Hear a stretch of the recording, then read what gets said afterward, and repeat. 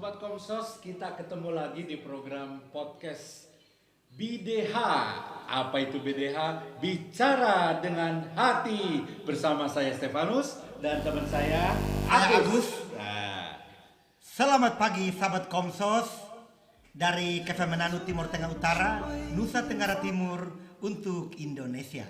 Jadi pada pagi hari ini, para sahabat Katolik se-Indonesia, kami akan berbicara tentang hati. Bicara dengan hati, seturut pesan dari Paus Fransiskus. Oleh karena itu guys, di sini di tengah-tengah kami ada sahabat Katolik yang memang adalah biji mata atau garda depan gereja Katolik. Paling ganteng ya Bapak Stefan. Siapa namanya? Silakan berkenalan Bapak. Salam penuh cinta dari saya Romo Herman Yosef Bebi, seorang imam di Kuskupan Denpasar, tapi bukan asli dari Bali. Jangan keliru ya. Oh iya, bukan ya. Ini kan tidak kelihatan seperti orang Bali. Oh iya, betul. Asli Nusa Tenggara Timur. Waduh, luar biasa. Tetangganya Kemenanu Iya. di Pulau Seberang. Terima kasih untuk perjumpaan kita penuh dengan cinta kasih dari Allah pada pagi menjelang siang di Kemenanu. Iya, jadi sahabat Katolik se-Indonesia di tengah-tengah kita untuk pembuatan podcast ini lengkap sesuai dengan toleransi beragama. Maksudnya di sini ada 3 suku besar. Saya dari Melaka, Pak Romo Bebi dari Maumere, dan juga Bapak Stef dari Bandung Lautan Api ya. Iya. Bukan toleransi agama kali ya? Oh ya, sorry. Itu keceplosan ya. Iya. Kita beda. Ini toleransi etnis. Toleransi etnis. Iya, Romo Bebi. Ya. Ini kan kita bilang bicara dengan hati. Nah, kira-kira menurut Romo Bebi itu apa sih makna daripada bicara dengan hati ini? Tentu Sobat Komsos Indonesia, kalau kita bilang bicara dengan hati, itu artinya ada yang lain. Ya. Bicara dengan apa kira-kira? Dengan otak. Otak gitu. Jadi sungguh luar biasa pimpinan Gereja Katolik sedunia, Paus Fransiskus, yang dalam beberapa tahun terakhir ini itu selalu pakai kata hati untuk perumusan tema Hari Komunikasi Sosial Sedunia. Dan tahun 2023 ini kita harus bicara dengan hati. Nampaknya ada banyak orang di dunia ini yang lebih suka bicara dengan otak daripada hati. Emosi. Apalagi kalau orang Timur itu kebanyakan gunakan otak sebagai hal utama dalam aktualisasi sehari-hari. Oh gitu ya. Jadi kadang-kadang orang tidak gunakan hati. Orang kebanyakan menggunakan otot untuk berbuat sesuatu.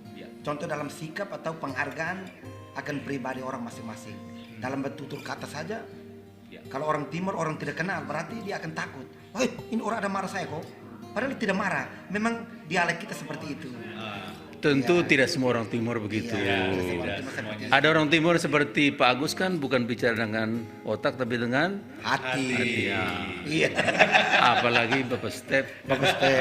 Ya, kita kalau berbicara dengan hati itu kadang-kadang karena banyak yang kadang-kadang hanya menebarkan kebencian, menebarkan permusuhan, fitnah, ya, sehingga orang yang mendengarkannya akhirnya merasa, loh kok aku ini tersudut, aku ini menjadi orang yang tertuduh dan sebagainya. Mungkin seperti itu juga ya, bisa ya Romo ya? Iya, kebanyakan manusia itu seperti demikian.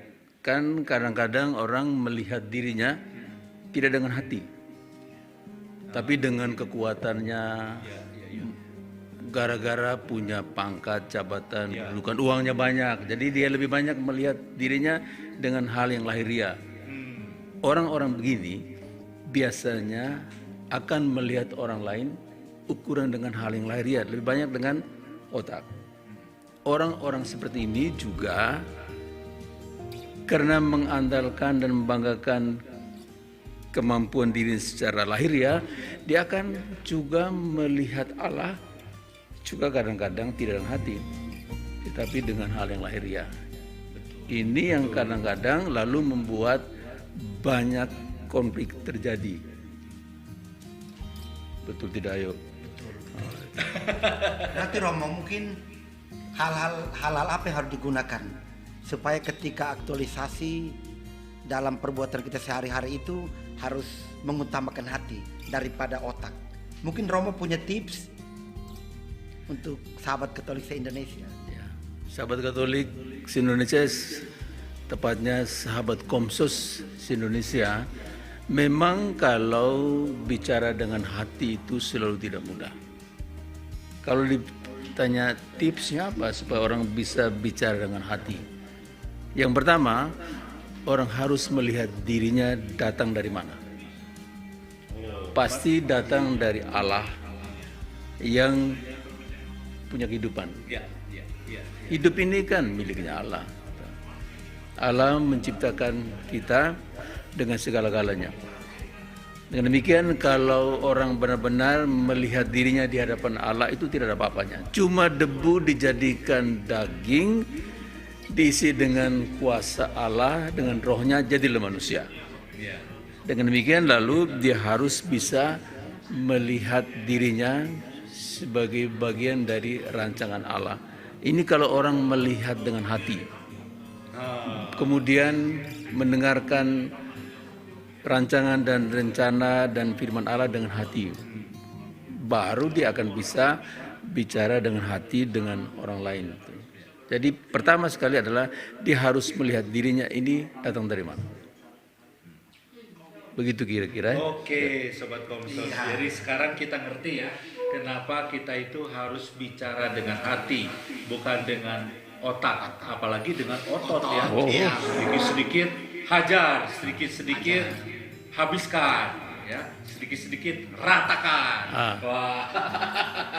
Oke, nah kita itu ada di mana ini sekarang, Pak? Ke Femenanu, Kabupatennya Timur Tengah Utara. Ngapain kita di sini? Ngapain? Ayo siapa yang mau jawab? Romo duluan ya. Ayo. Kalau saya jawab pasti benar. Romo jawab benar. Kalau Agus Kalau jawab, saya jawab, kalau menurut saya di sini kebanyakan kegiatan yang bisa membangkitkan semangat untuk semua generasi. Waduh. Karena mungkin Bapak Stef kita di sini sangat berbahagia. Ya. Karena tim-tim yang begitu luar biasa bisa hadir di Kabupaten Timur Tengah Utara. Jadi ini ada momen penting ya? Hari ini tuh ada momen penting ya? Iya. Apa itu? PKSN. PKSN. Wow, Luar biasa PKSN. sekali. Nah, Sobat Komsos mungkin belum tahu PKSN itu apa. Pekan Komunikasi Sosial Nasional. Jadi kita itu ngumpul dari seluruh keuskupan di sini ya? Di sini ya. Wah, mantap sekali. Nah, Romo gimana nih dengan pelaksanaan PKSN di sini itu? Menyenangkan?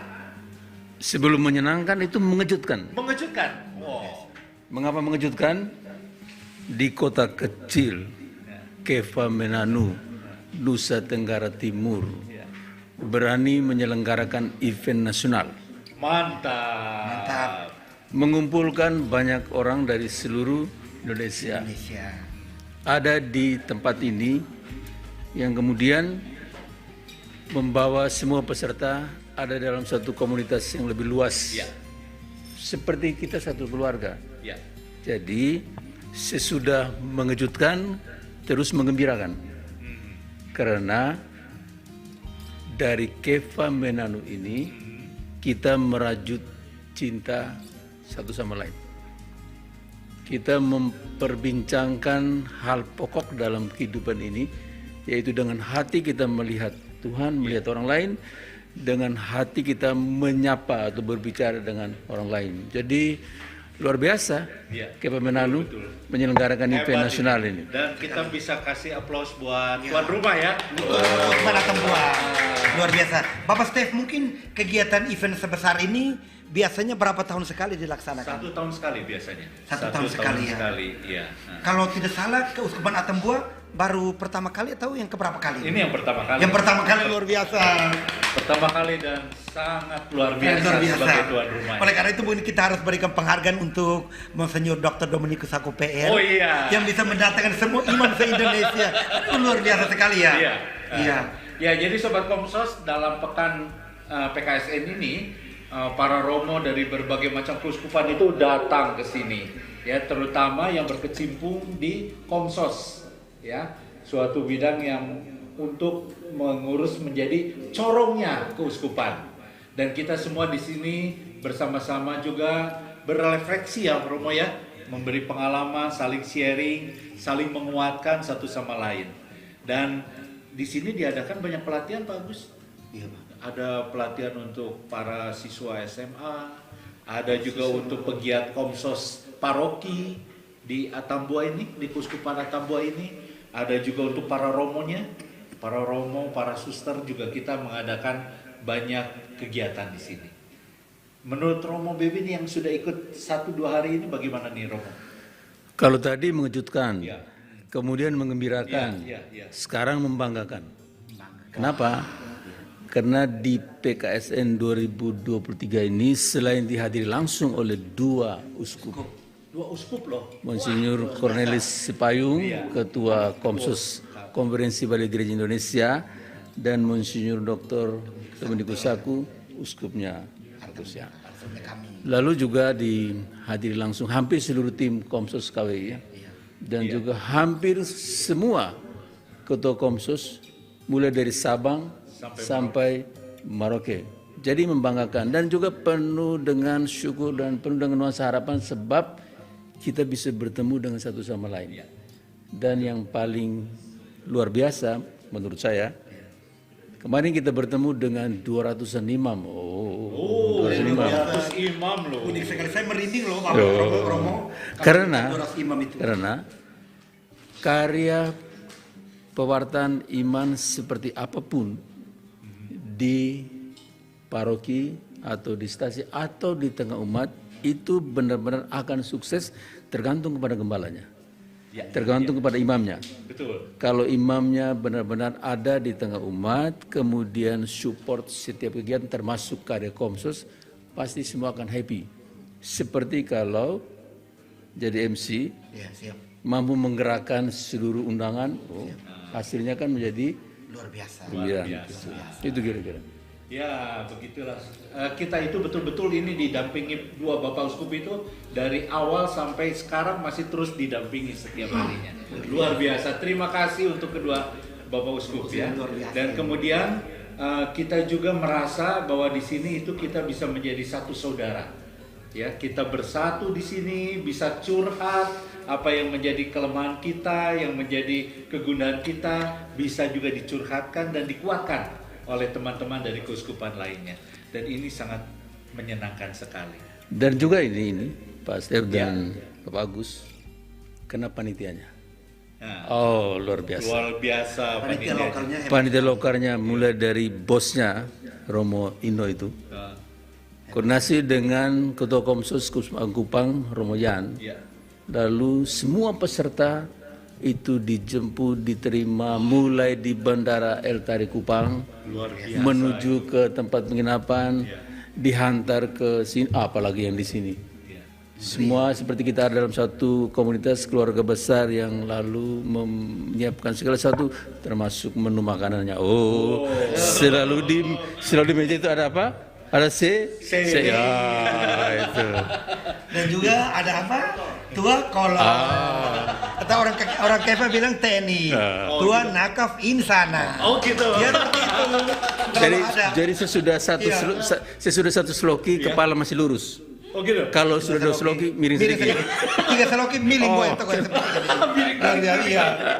Jadi itu hebatnya orang Kefa Manado, Bapak Stef. Iya. Mungkin seperti karena orang Kefa Manado begitu hebat, makanya tempat untuk pelaksanaan ajang terbesar ini ada di Kefa Manado. Kenapa bukan di Belu? Kenapa bukan di Melaka? Oh. Kenapa harus di TTU? Kenapa? Dan juga Bapak Stef, dalam pelaksanaan kegiatan besar ini, Ketua Panitia juga melibatkan keempat pemerintah daerah.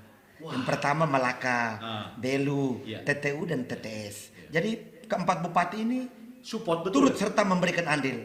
Dan juga saya dari Melaka, besok Bupati Melaka kami akan hadir dalam perayaan penutupan.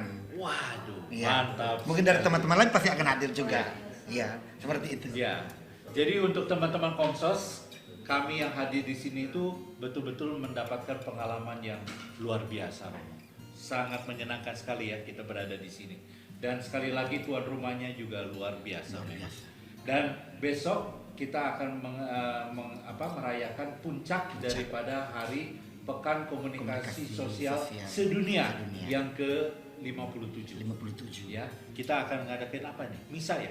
Misa kita akbar akan ada di misa. Gereja Sasi. Di stasi apa itu? Gereja Sasi. Paroki Santo Antonius Padua Sasi. Sasi. Ya. Ya. Oh iya. Itu katanya gereja itu yang membangun gereja itu omnya pemain sepak bola Italia Del Piero. Del Piero. Betulan. Betul ya, betul ya. Betulan. Iya. Makanya Oh. disebut gereja Del Piero ya. Piero, itu ya? iya. Oh, dia belum santo ya. Wow, luar biasa sekali Iya. ya. Jadi Bapak Stef, kalau kita menginjakan kaki di Gereja Sasi, Ya. mungkin Romanya NTT ada di situ. Oh. Karena arsitekturnya itu indah sekali. Oh. Karena menurut saya dengar cerita bahwa batu-batu yang dibuat untuk bangunan gereja itu dicuci oleh umat, dibersihkan Dicuci baru satu satu persatu. Baru disusun. Iya, dicari batu-batu terbaik. Wah. Memang imam-imam barat luar biasa sekali ya. Makanya ketika kita ke sana, gerejanya itu indah sekali. Iya.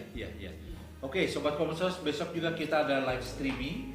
Misa itu kita akan live streaming jam berapa ya? Jam 8 ya? Mulai jam 7 Oh, Jam 7, jam 7. sampai setengah pagi. 9. Nah, jadi teman-teman yang ingin pengen tahu lebih lanjut, penasaran dengan gereja tersebut, besok bisa ikut live streaming misa kita. Iya. Oke, Romo. Jadi Bapak Step dan Pak Agus cukup beralasan kalau kita bertiga ya, mau bilang terima kasih yang luar biasa kepada Bapak Uskup Atambua, atau buah. Monsinyur Dr. Dominikus Aku. Iya. Terima kasih kepada panitia penyelenggara yang luar biasa. Terima kasih kepada semua saja yang membuat kita ada di tempat ini, yang mungkin ada yang tidak ingin pulang lebih cepat. Betul. Satu karena kebersamaan, dua karena makanan dan minuman, ya. Tiga karena Makanan dan minuman. tiga karena segala sesuatu yang dialami itu selalu dengan hati. Ya. Iya. Baiklah, Sobat Komsos, begitulah kira-kira perkenalan kita mengenai PKSN yang dilaksanakan di Kepa Menanu Atambua ini. Semoga kita bisa sama-sama ikut bergembira, dan sekali lagi marilah mulai saat ini kita mau bicara dengan hati. Saya Stefanus dan Saya Agus. juga Romo. Dan saya Romo Baby. Dari Keva kita menuju ke Nusantara, dan besok dari Keva ke Nusantara menuju ke dunia. Sampai jumpa. Salam. Salam, terima kasih. Tuhan berkati.